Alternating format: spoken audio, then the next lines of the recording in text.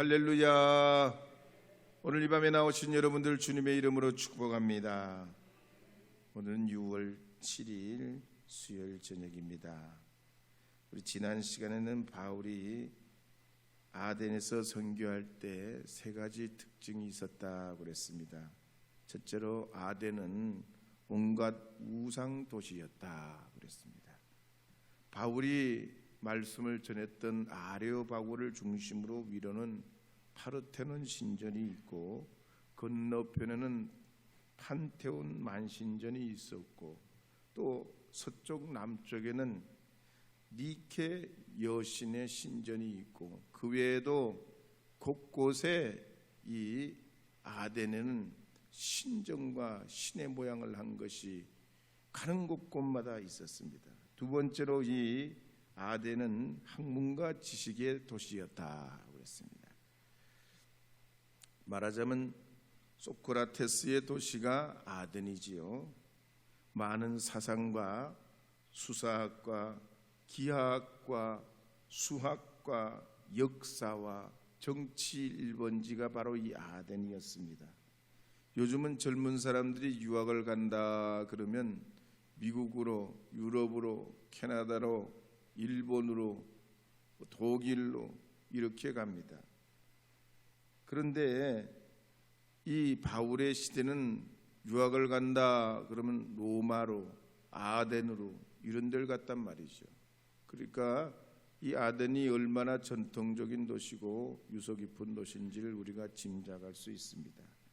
세 번째로 이 아덴은 민주주의 국가였지만 전쟁 때문에 국력이 소진되어서 로마에게 먹혔다 그랬습니다.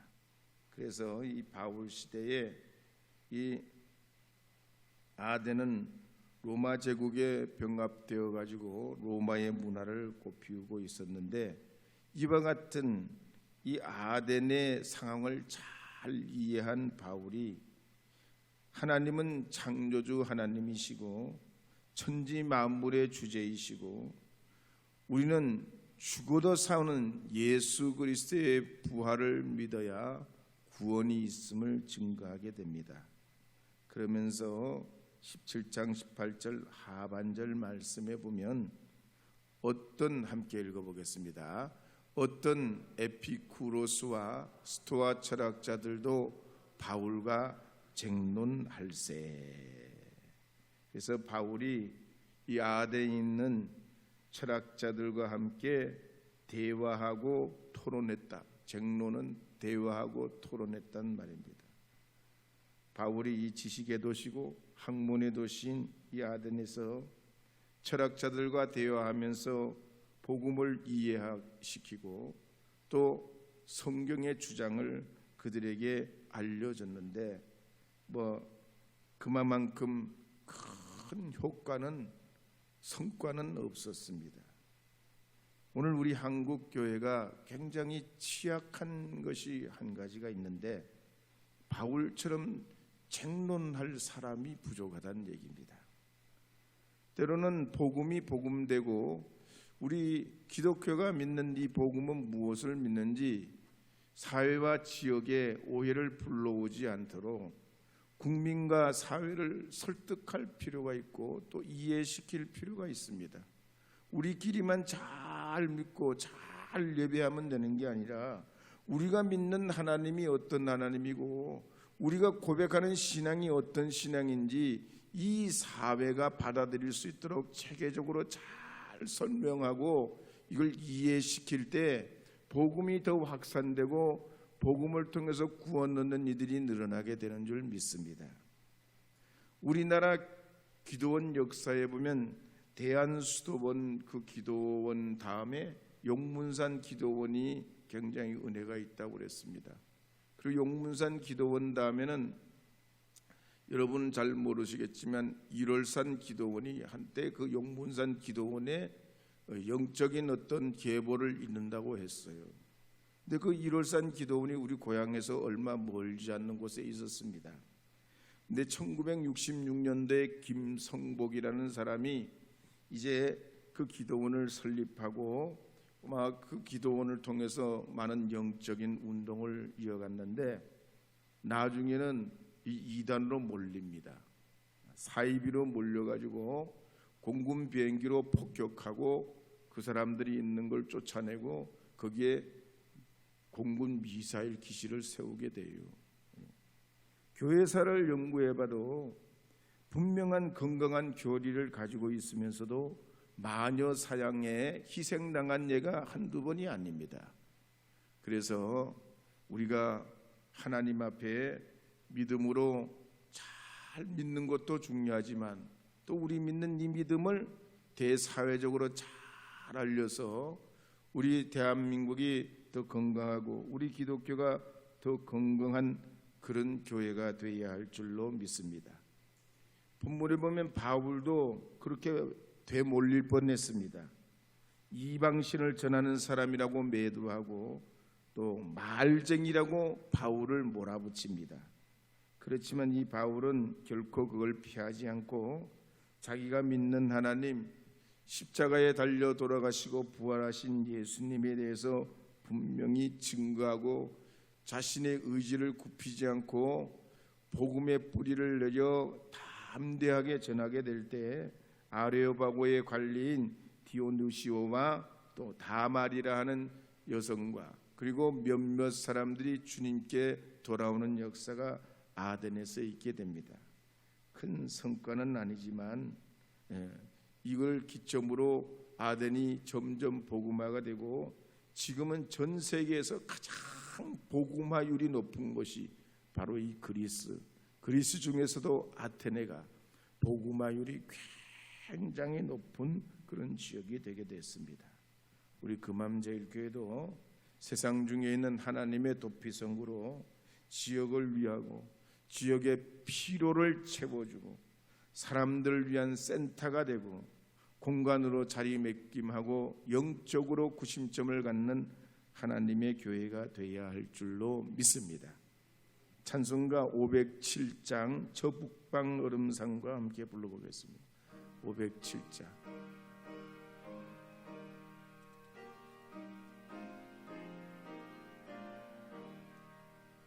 저 북방 얼음산과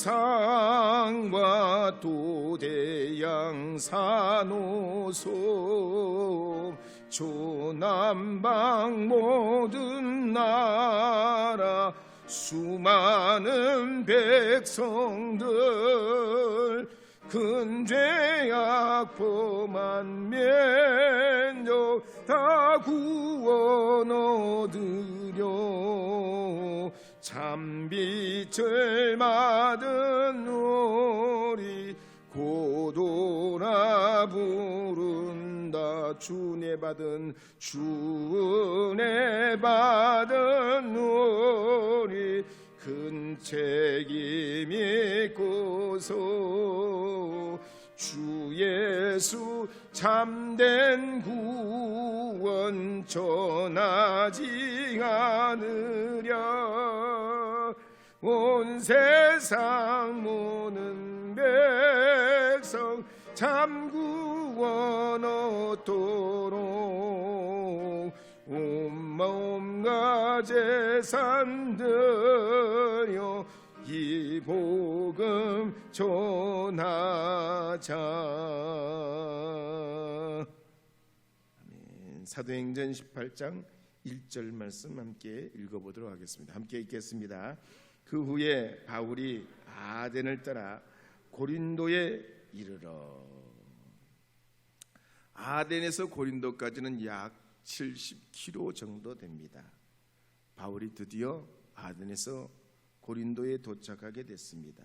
이 고린도는 그리스 남쪽에 있는 반도로서 중요한 상업 도시고 로마 식민지에서는 아가야 지방에 속한 수도였습니다. 거주민들은 주로 로마 노병들이나 노예들이 있었고 또 각처에서 모여든 주민들이 약 60만 명의 인구를 이루며 살았던 큰 도시입니다. 그러니까 거기에 시장도 발달하고 무역도 발달한 우리로 말하면 부산 같이 그렇게 굉장한 그런 무역과 경제 중심지로 있었던 것이 고린도입니다. 각 상점에서는 수도관으로 물을 공급했습니다. 그건 우리 수도 시설이 다 이 로마 문명으로부터 배워온 것 아니겠습니까?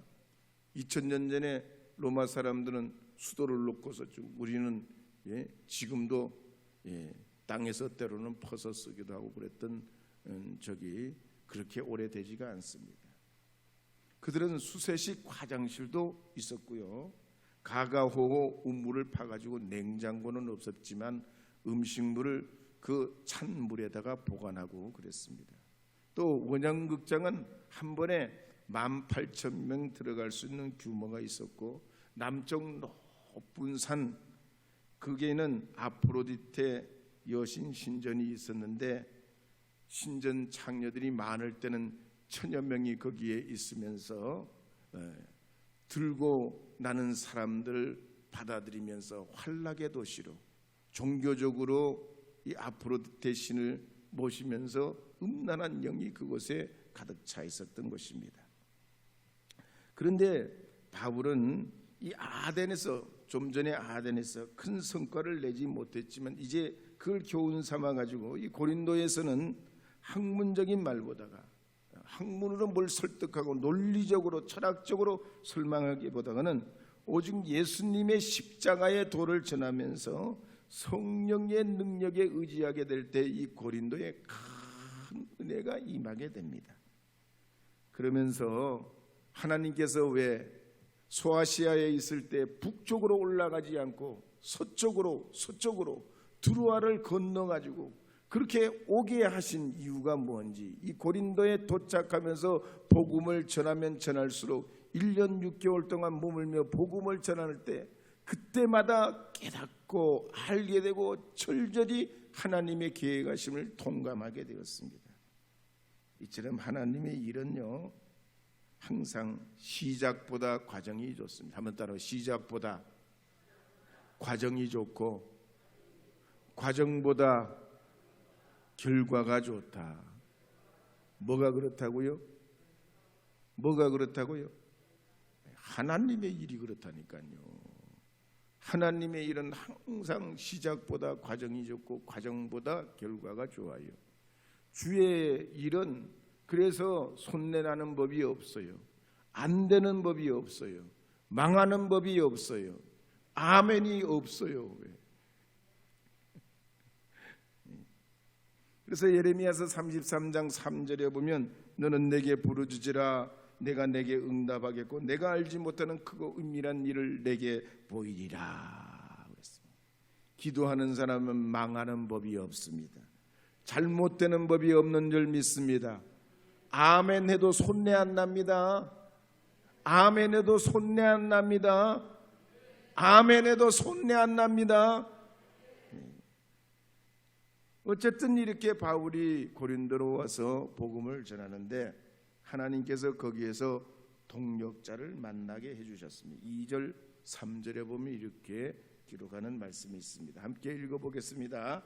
아굴라라 하는 본도에서 난 유대인 한 사람을 만나니 글라우디오가 모든 유대인을 명하여 로마에서 떠나라 한 고로 그가 그 안에 브리스길라와 함께 이달리아로부터 새로운지라 바울이 그들에게 가매 생업이 같음으로 함께 살며 일을 하니 그 생업은 천막을 만드는 것이더라. 아멘. 여러분은 몇 시에 주무셔요? 보통 몇 시에 주무셔요?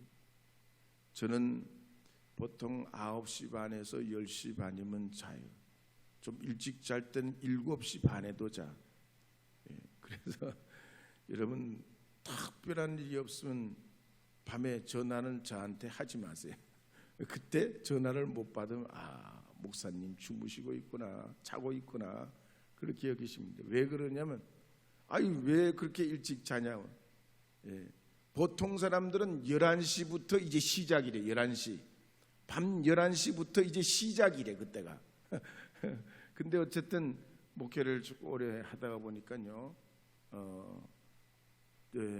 좀 일찍 자게 되는 버릇도 있었지만 제가 다 책을 탐독했지 않습니까? 한번 따라하겠습니다. 일찍 자야 건강하고, 일찍 자야 머리도 좋아지고, 일찍 자야 병도 없어진다. 할렐루야. 이건요 제가 하는 얘기 아니고 다 과학자들이 하는 얘기. 자면서 이게 우리 몸이 다 리셋이 되는 거예요. 평균 사람은 하루에 7시간은 주무셔야 돼요. 예? 평균 7시간을 주무셔야 몸이 리셋되는 거예요. 컴퓨터도 계속 돌려봐요. 열받아가지고 수명이 단축됩니다. 사람도 말이죠. 그래서 언제 리셋이 되냐? 주무실 때. 특히 초저녁부터 새벽 시간까지 주무시는 게 가장 좋아요. 그래서 몸이 항상 찌뿌둥한 분들, 또 결리는 분들, 이유 없이 자꾸만 필요한 분들은 불규칙한 수면 때문이에요. 하여튼 이 잠 얘기를 하려고 그러는 게 아니고, 잠 얘기를 하려고 그래요. 저도 이 시간에 지금 한 이거 저녁 예배 때 되면 7시 반쯤 되면 나올 때쯤 되면 벌써 반쯤 잠이 와. 습관이 돼가지고. 그런데 말씀을 증거하다 잠이 달아나 버리고 없어. 정신이 바짝 차려져 그냥. 하여튼 그런데 이 바울이 말이죠. 고린도에서 훌륭한 동력자 한 사람을 만나게 돼요. 당시에는 로마의 황제가 글라우디오였는데 유대인 남자들을 정치적인 불명예를 씌워가지고 로마에서 다 쫓아내버려요. 그러니까 이 아굴라와 브리스길라 부부도 유대인이기 때문에 갑자기 자기가 로마에서 살다가 쫓겨납니다. 어떡하냐? 쫓겨나니 갈 데가 없어 하나님의 뜻을 구하면서 남쪽으로 내려왔는데 바울과 만나게 됐다는 얘기요. 이 바울과 아굴라 부부의 만남이 얼마나 큰 위로가 서로에게 됐는지, 누굴 만나 어떻게 살아갈지 모르는 그때에 같은 유대인이지, 직업도 천막 짓는 일을 하는 똑같은 동종업종의 사람이지, 신앙도 같지. 그러니 이 사람들이 그냥 서로 그냥 아주 아삼육이 돼가지고 복음을 위해 가지고 하나님 앞에 함께 힘을 다해 복음을 증거하는데 이게 시너지로 드러나게 돼요. 여러분, 어떻게 해야 좋은 사람을 만날 수 있겠습니까? 이 바울과 아굴라의 만남처럼 어떻게 하면 여러분도 평생에 좋은 만남을 만나갈 수 있을까요? 한번 따라해보세요. 복음을 따라 살면, 복음을 따라 살면 잡것들은 다 떨어지고 좋은 분만 남게 된다. 할렐루야. 아니요, 제 친구는 어릴 때 친구들 다 전과자들이요. 지금도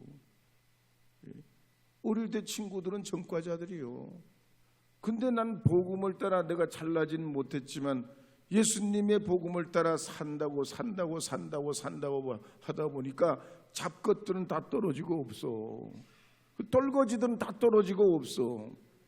이제 만나면 다 여러분같이 좋은 장로님들, 권사님들, 집사님들, 성도님들 만나고, 기도 잘하고 설교 잘하는 목사님들 만나고, 은혜로운 분들 다 만나게 되니, 그러니 제가 복을 바꿨어요, 말겠어요? 바꿨어요, 말겠어요? 받게 되게 돼 있단 말이에요. 그래서 여러분들도 복음을 따라 살아가면 훌륭한 분들 많이 만날 수 있게 되는 줄 믿으시기 바랍니다. 덕분입니다. 인사 한번 해요. 덕분입니다. 하나님 은혜입니다. 덕분입니다. 하나님 은혜입니다. 하나님 은혜로 우리가 이렇게 만나게 된 거예요. 여기는 떨거지는 다 떨어졌어 이미. 어쨌든 이렇게 바울과 아굴라가 진짜 오랜 친구처럼 서로 낯설지도 않고 이상하지도 않고 참 서로 그렇게 잘 죽이 맞아가지고 복음을 전하는데 왜 이렇게 서로 잘 어울리고 잘 맞을까 말이에요. 복음에는 같은 가치관을 가질 수 있도록 같은 세계관을 가지고 하나님의 영광을 위해 살도록 우리를 이끌어주기 때문에 주님의 복음을 따라 살아가면 자동적으로 좋은 분, 훌륭한 분, 잘 되는 분들을 만날 수 있게 되는 겁니다. 그래서 로마서 16장 3절, 4절, 5절에 보면 바울이 아굴라 부부를 소개하는 걸 보면 이렇게 하는 걸 볼 수가 있습니다. 로마서 16장 3, 4, 5절입니다. 함께 읽겠습니다. 너희는 그리스도 예수 안에서 나의 동역자들인 브리스가와 아굴라에게 문안하라. 그들은 내 목숨을 위하여 자기들의 목까지도 내놓았나니 나뿐 아니라 이방인의 모든 교회도 그들에게 감사하느니라. 또 저의 집에 있는 교회에도 문안하라. 내가 사랑하는 에베네도에게 문안하라. 그는 아시아에서 그리스도께 처음 맺는 열매니라. 이렇게 내 대신 목숨까지도 내놓을 그런 친구, 동역자를 만나고 또 자기 집을 다 오픈해가지고 교회로 쓰도록 이렇게 아굴라 부부가 동역자 된 이런 사람을 주님 만나게 해주셨으니 정말로 눈물 날 정도로 고맙고 감사하고 주님의 은혜가 100번 생각해도 놀랍더란 얘기입니다. 그래서 우리가 이 바울과 아굴라 부부의 만남을 보면 평신도와 목회자가 어떻게 교회에서 사역을 해야 되는지 배울 수 있게 됩니다. 맥도날드 형제가 식당을 하면서 똑같은 식당을 하던 레이크록을 만나면서 한 팀이 돼가지고 지금 전 세계 3만 8천여 개의 매장을 갖게 됐습니다. 또 애플의 스티브 워즈니악도 자꾸 컴퓨터 연구하고 엔지니어 이런 일을 자꾸 하다 보니까 누구를 만나게 되냐? 스티브 잡스를 만나게 돼요. 이 잡스를 만나가지고 이 둘이 애플을 창업하면서 전 세계에 놀라울 일을 컴퓨터 혁명을 합니다. 여러분, 충성스러운 믿음의 사람, 충성스러운 믿음의 동역자들을 만나셔서 하나님의 비전을 이루어 가기를 바랍니다. 복음으로 세상을 변화시킬 수 있기를 바랍니다. 목회자와 좋은 평신도들이 함께 만나서 이 아굴라와 바울처럼 환상의 파트너로 복음의 열매를 맺어가게 될 때에 우리 한국교회가 복을 받고 여러분의 가정과 지역이 복을 받게 되는 줄 믿습니다. 그러면은 이 아굴라 부부가 어떤 좋은 사람이었는지 성경에 보면 이 아굴라 브리스길라 이름이 모두 6번 나오는데 보통은 보면 이 성경의 전통에 따라서 남자 이름이 먼저 나오고 그 다음에 여자 이름이 뒤따라 나옵니다. 보통 그래요, 항상. 그런데 이 아굴라와 브리스길라 소개를 하는 걸 보면 브리스길라가 먼저 나오는 것이 6번 중에 4번이고 아굴라가 먼저 나오는 게 2번밖에 안 돼요. 부인 이름이 먼저 나온단 말이에요. 4번이나 6번 중에. 이런 가정 보셨어요? 예? 성경에는 이런 가정이 드물어요. 없어요. 여러분, 그래서 좋은 가정은 어떻게 하냐? 부인이 행복해야 돼요. 아멘을 안 하네. 한 번 더 기회를 드릴게요. 좋은 가정은요, 부인이 행복해야 돼요. 아멘 하지 말까? 그것도 생각해 볼 일이 없죠? 그냥 아멘인 거지, 이거는. 진짜 행복한 가정은 부인이 행복해요. 부인이 행복하지 않는 가정은 행복하기가 어려워요. 이 아굴라와 브리스길라의 가정을 보면 그래요. 다른 가족들은 전부 남자 중심이야, 가부장적이야. 그런데 이 아굴라 가정은 아니요. 브리스길라가 존중을 받아. 이 시대 2000년 전에 말이죠. 그러니 하나님의 위대한 일을 하는 믿음의 가정은 다르다는 얘기예요. 그러므로 여러분의 가정도 늘 여러분의 아내, 여러분의 또 어머니, 여러분의 자녀들이 존중받고 우대받는 그런 가정이 되어야 할 줄로 믿습니다. 미국에서 있었던 일인데 어떤 부인이 남편을 보니까 굉장히 수상해요. 그래서 물어봤습니다. 여보, 내가 죽으면 당신 재혼할 거죠? 그야 내가 아직 젊으니까 할 수 없이 재혼해야 될 테지. 아니 그러면 내가 죽으면 내가 타던 자동차도 그 여자한테 줄 거예요? 아니, 아무래도 아직 자동차가 괜찮으니까 그렇게 해야 되지 않겠어요? 그러면 내가 죽은 다음에 내가 치던 골프채도 줄 거예요? 그 여자는 왼손잡이요. 왼손잡이라니까 뭔 말인지 모르시네. 어떤 글에 봤더니 말이죠, 결혼하는 이유는 분별력이 없기 때문에 결혼하는 거래요. 이혼하는 이유는 인내력이 없기 때문에 이혼하는 거래요. 재혼하는 이유는 기억력이 없기 때문에 재혼하는 거래요.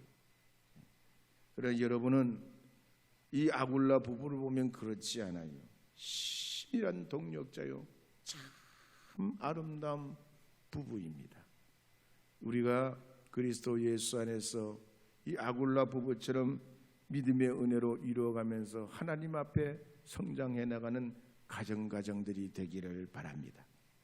그럼 어떻게 해서 이 아굴라 부부가 이렇게 더 아름답고 더 위대한 신앙인으로 바울과 동역하면서 이루어갈 수 있었을까 하는 겁니다. 그것은 11절에 보면 이렇게 기록하는 말씀이 있습니다. 사도행전 18장 11절입니다. 함께 읽겠습니다. 1년 6개월을 머물며 그들 가운데서 하나님의 말씀을 가르치니라. 아굴라 부부가 바울을 통해서 고린도에서 1년 6개월 지내면서 뭘 했냐? 여러 가지 집도 짓고 일도 했지만 하나님의 말씀 훈련을 받았다는 겁니다. 디모데후서 3장에도 보면 교회 지도자의 요건에 보면 하나님의 말씀에 훈련받은 자라야 된다고 성경은 말합니다. 그러니 이 아굴라 부부가 아름다운 가정이 될 수밖에 없었던 것은 진리와 참 생명의 말씀인 하나님의 말씀으로 늘 먹고 마시는 이런 영적인 그런 바탕이 되어 있었기 때문에 이들이 하나님의 거룩한 사역의 동력자가 되고, 그 다음에 이 바울이 고린도에서 에페소로 갈 때 이 아굴라 부부도 함께 바울과 떠나서 사역을 하게 됩니다. 여러분, 세상 사람들은 보통 이사할 때 몇 가지 이유가 있습니다. 첫째는 자녀 교육을 위해 이사합니다. 좋은 학군, 좋은 학군을 위해서 자녀 교육을 위해서 이사합니다. 두 번째는 직장 때문에 이사해요.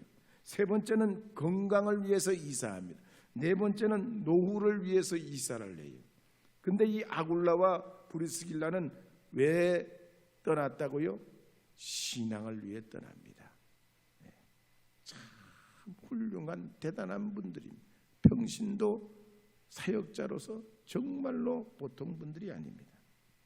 그래서 이분들은 고린도전서 16장 9절에 보면 글라우디오 황제가 죽은 다음에는 로마로까지 다시 들어갑니다.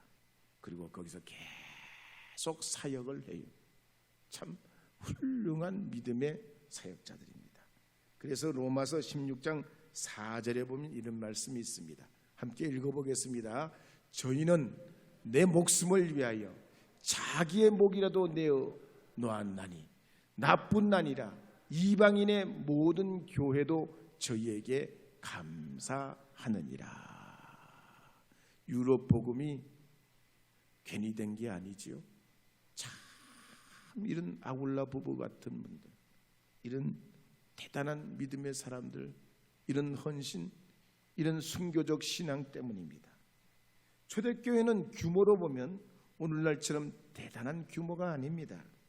그러나 그들은 예수 그리스도의 말씀대로 믿음과 소망과 사랑으로 끝까지 최선을 다합니다.